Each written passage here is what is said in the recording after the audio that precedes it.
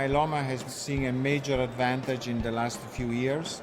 You can imagine the survival in the last 5 to 10 years is more than double with the availability of novel agents such as proteasome inhibitors and IMiDs.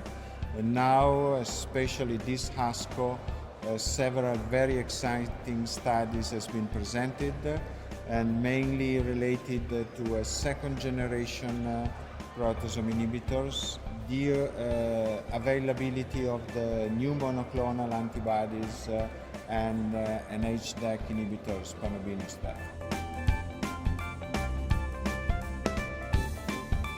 One of the major abstracts is coming from this ELOQUENT 2 study. Is a phase 3 randomized study for patient relapsed refractory myeloma patient, and basically this study is comparing a standard of care as a salvage treatment, that is lenalidomide and dexamethasone, versus the combination lenalidomide dexamethasone plus these monoclonal antibodies called elotuzumab, that is targeting a specific antigen present on myeloma plasma cells.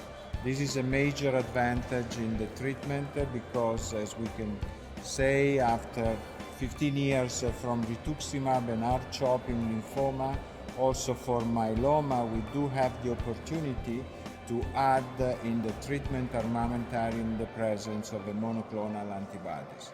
The studies are showing a significant improvement in terms of progression-free survival for patients receiving the free drug combination elotuzumab, lenalidomide, and dexamethasone. No overall survival data are still available due to the lack of prolonged follow-up.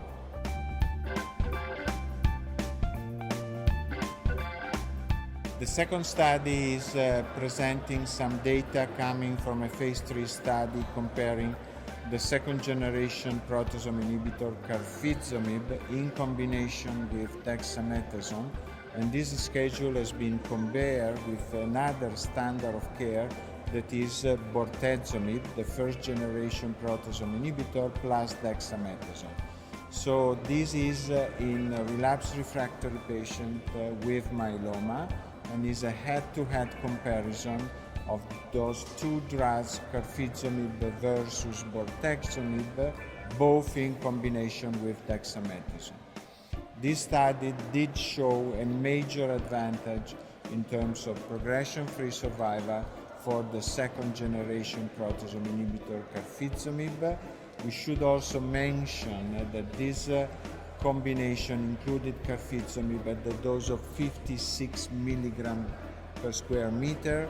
Until now, the standard dose has been up to 27. Now we are increasing the dose, and this is clearly showing a superiority versus the standard schedule bortezomib and dexamethasone.